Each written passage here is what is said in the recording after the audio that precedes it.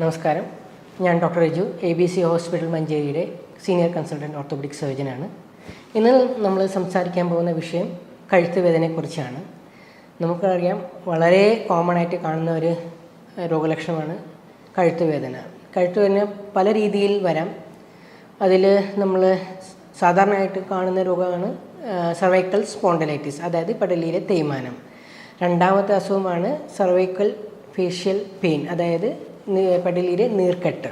അത് പോരാഞ്ഞിട്ട് പടലിയിലെ കയ്യിലോട്ട് പോകുന്ന ഞരമ്പിൻ്റെ ബ്ലോക്ക് വന്നാൽ സർവൈക്കൽ റാഡിക്കുലോപ്പത്തി. അങ്ങനെ 3 തരത്തിൽ നമുക്ക് വേണമെങ്കിൽ അസുഖത്തിനെ കുറിച്ച് പറയാം. ഈ 3 കാരണത്താലും കൂടുതലായിട്ട് കഴുത്ത് വേദന വരാം. അപ്പോൾ ഇന്ന് നമ്മൾ സംസാരിക്കാൻ പോകുന്നത് തേയ്മാനത്തെക്കുറിച്ചാണ്.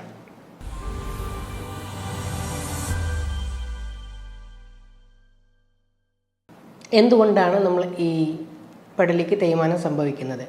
തേയ്മാനം ഇപ്പോൾ പ്രായമായ ആൾക്കാർക്ക് മാത്രമല്ല, ചെറുപ്പക്കാർക്ക് വരെ ഇത് ഒത്തിരി അധികം കാണുന്നുണ്ട്.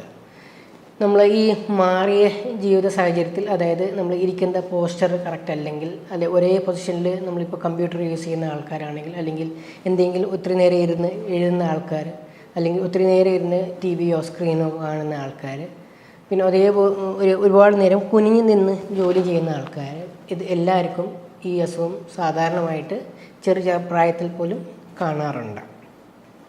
അപ്പോൾ എങ്ങനെയാണ് നമ്മളിത് മനസ്സിലാക്കുക? ആദ്യമേ പറഞ്ഞ പോലെ രോഗലക്ഷണം തന്നെയാണ് ഇതിൻ്റെ മെയിൻ നമുക്ക് കണ്ടുപിടിക്കാനുള്ള രീതി.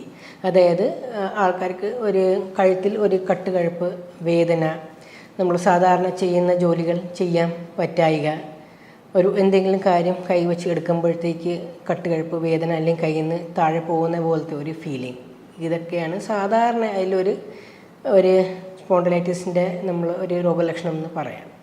ഒരു ഡോക്ടറെ കാണുമ്പോൾ സാധാരണ നമ്മൾ ആദ്യമേ പറയാം, കഴുത്തിൻ്റെ ഒരു എക്സ്റേ എടുക്കാനാണ് പറയുക. അതായത് നമ്മൾ എക്സ്റേയിൽ വച്ചിട്ട് എങ്ങനെയാണ് അതിൻ്റെ ഒരു എല്ലിൻ്റെ പൊസിഷൻ എങ്ങനെയാണ്, അതിൽ നീർക്കെട്ട് വല്ലതും ഉണ്ടോ, അതിൽ നമ്മൾ വേറെ എന്തെങ്കിലും തേയ്മാനത്തിൻ്റെ ലക്ഷണങ്ങൾ എന്തെങ്കിലും ഉണ്ടോ, അതൊക്കെയാണ് ആദ്യമേ നമ്മളതിൽ എക്സ്റേ വെച്ച് നോക്കുക. പിന്നെ ആവശ്യമുണ്ടെങ്കിൽ MRI അടക്കം ചെയ്യേണ്ടതായിട്ട് വരും. പക്ഷേ അത് ആദ്യമേ ഇത് നോക്കിയിട്ട് അതിൽ ആവശ്യമുണ്ടെങ്കിൽ മാത്രമാണ് അത് ചെയ്യാറുള്ളത്. അപ്പോൾ നമ്മൾ ഇനി അതിൻ്റെ എന്തൊക്കെയാണ് അതിന് നമ്മൾ ചികിത്സാ രീതികൾ, അല്ലെങ്കിൽ അത് വരാതിരിക്കാൻ എന്താണ് നമ്മൾ ചെയ്യുക? എപ്പോഴും നമ്മൾ തുടങ്ങുന്നത് നമ്മൾ പോസ്ചർ ചേഞ്ച് വരുത്തുക. അതായത് നമ്മളിപ്പം ഇരിക്കുമ്പോൾ പ്രോപ്പറായിട്ട് ഒരു കസേരയാണെങ്കിൽ ബാക്കിലോട്ട് ചേർന്ന് ചാഞ്ഞ് ഇങ്ങനെ ഇരിക്കുക, കഴുത്തിൻ്റെ ഐ കോണ്ടാക്റ്റ് സ്ട്രെയിറ്റ് ആയിട്ട് വയ്ക്കുക. എന്നിട്ട് നമ്മൾ എന്തെങ്കിലും ജോലി ചെയ്യുമ്പോൾ അങ്ങനെ കമ്പ്യൂട്ടർ ആണെങ്കിൽ അങ്ങനെ ഇങ്ങനെ കൈവച്ച് അങ്ങനെ യൂസ് ചെയ്യുക.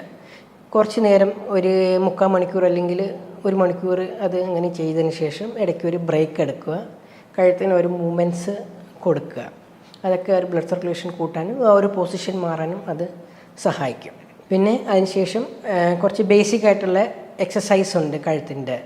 അത് നമ്മളൊരു തന്നെ ചെയ്യാൻ പറ്റുന്നതാണ്, അല്ലെങ്കിൽ തന്നെ ചെയ്യാൻ പറ്റുന്ന ഒരു ഫിസിയോൻ്റെ സഹായത്തോടെ ചെയ്യാൻ പറ്റുന്നതാണ്. സിമ്പിളായിട്ടുള്ള, വളരെ സിമ്പിളായിട്ടുള്ള കുറച്ച് എക്സസൈസാണ്. അതായത് നമ്മളൊരു പോസ്ചറിൽ സ്ട്രെയിറ്റ് ആയിട്ട് ഇരിക്കുക, താടി താഴത്തേക്ക് മുട്ടിക്കുക, അതേപോലെ പരമാവധി പുറകോട്ട് കൊണ്ടുപോവുക, പിന്നെ തിരിച്ച് അതേ സെൻട്രൽ പൊസിഷനിൽ കൊണ്ടുവരിക, തോള് സൈഡിൽ വച്ചിട്ട് തന്നെ ചെവി തോളിൽ മുട്ടാൻ ശ്രമിക്കുക, 2 വശവും അതേപോലെ ചെയ്യുക. പിന്നെ റൊട്ടേഷൻസ്, കഴുത്ത് ഇടതും വലതും ഒരു അരമണിക്കൂറിൽ ഒരു 4-5 തവണ ചെയ്താൽ വളരെ ഗുണം ചെയ്യും വേദനയ്ക്ക് വേണ്ടി. അത് പോരാഞ്ഞിട്ട് ഇതിൻ്റെ കൂട്ടത്തിൽ ഇതേപോലെ എപ്പോഴും നമ്മൾ വേദന നീര് ഉണ്ടെങ്കിൽ അതിന് നമ്മൾ കുറച്ച് മരുന്നുകൾ പ്രിസ്ക്രൈബ് ചെയ്യാറുണ്ട്. പക്ഷേ അത് ഒരാവശ്യമുള്ളപ്പോൾ മാത്രം കഴിക്കത്തക്ക രീതിയിൽ, അല്ലെങ്കിൽ ആദ്യത്തെ ഒരു വേദന മാറുന്ന വരെയാണ് അത് നമ്മൾ ഉപയോഗിക്കുക. അപ്പം ബേസിക്കായിട്ടുള്ള, പിന്നെ അതേപോലെ എല്ലിന് നമ്മൾ കട്ടിക്കുറവോ അല്ലെങ്കിൽ തേയ്മാനമോ ഉണ്ടെങ്കിൽ അതിൻ്റെതായിട്ടുള്ള കാൽഷ്യം കൂടുതൽ കിട്ടുന്ന ആഹാരങ്ങൾ എടുക്കുന്നതായിരിക്കും. മരുന്ന് ആദ്യമേ തുടങ്ങുന്നതിന് മുമ്പ് നമുക്ക് ആഹാരത്തിൽ കൂടെ കിട്ടുന്നതായിരിക്കും കുറച്ചുകൂടെ ബെറ്റർ. അപ്പം കാൽസ്യം കൂടുതലുള്ള ആഹാരം നമ്മൾ ഡെയിലി നമ്മൾ ഫുഡിൽ ചേർക്കുക. അതായത് പാല്, വെജിറ്റേറിയൻ ആണെങ്കിൽ പാല്, നോൺ വെജിറ്റേറിയൻ ആണെങ്കിൽ മുട്ടയുടെ വെള്ള, ചെറിയ മത്സ്യങ്ങൾ, മുട്ടയുടെ വെള്ള, അതൊക്കെ കൂടുതലായിട്ട് ഉപയോഗിച്ചാൽ എല്ലിന് ബലം വയ്ക്കാൻ അത് സഹായിക്കും. അപ്പോൾ ഇന്ന കാര്യങ്ങൾ ചെയ്ത് നോക്കുമ്പം ഒരുപാട് പേർക്ക് അത് നല്ല ഇമ്പ്രൂവ്മെൻറ്റ് കാണാറുണ്ട്. അപ്പം ഒന്നും കൂടി പറയുകയാണെങ്കിൽ നമ്മൾ ഒരു കഴുത്ത് വേദനയുള്ള ആൾക്കാർ ആദ്യമേ ഈ പറഞ്ഞ രീതിയിലുള്ള പോസ്റ്റർ കറക്റ്റ് ചെയ്യുക, പറഞ്ഞ എക്സസൈസ് ചെയ്യാൻ ശ്രമിക്കുക. ഇതിൽ ഒന്നും മാറുന്നില്ലെങ്കിൽ അല്ലെങ്കിൽ അതിൽ കൂടുതൽ വേദന തോന്നുകയാണെങ്കിൽ അടുത്തുള്ള ഒരു ഓർത്തോൻ്റെ ഡോക്ടറെ കാണിക്കുക. അദ്ദേഹം പറയുന്ന നിർദ്ദേശങ്ങൾ അതേപടി അനുസരിക്കുക.